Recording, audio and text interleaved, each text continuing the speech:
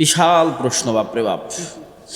আমি এক মেয়ের সাথে 6-7 বছর ধরে রিলেশনে আছি।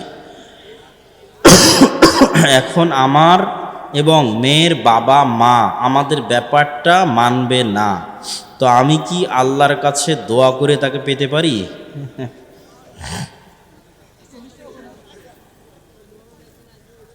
আল্লাহ সুবহানাহু তাআলা ভালো জানে তোমার চাইতে যে কোথায় তোমার কল্যাণ আছে আর কোথায় তোমার অকল্যাণ আছে।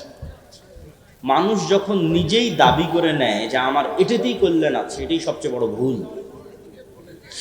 আল্লাহর কাছে দোয়া করতে হবে, আল্লাহ আমার যেটাতে কল্যাণ আছে তুমি আমাকে সেই রাস্তা দেখাও। যদি তার মধ্যে আমার অকল্যাণ থাকে, আমার মন থেকে তাকে বের করে নেয় এবং তার থেকে দূরে থাকা এবং এই হারাম সম্পর্ককে বিচ্ছিন্ন করা আমার জন্য সহজ করে দেয়। আর যদি তার সাথে আমার কল্যাণ থাকে, তাহলে আমার বিবাহকে দ্রুততর এবং সহজ করে দেয়। সেক্ষেত্রে দেরি না করে, কেন হারাম সম্পর্কের মধ্যে থাকলে আল্লাহর কাছে দোয়া কবুলই হয়। তো সম্পর্ক ছিন্ন করে পিতামাতাকে জানিয়ে আল্লাহ সুবহানাহু ওয়া তাআলার কাছে দোয়া করতে পারে কল্যাণের শর্তে।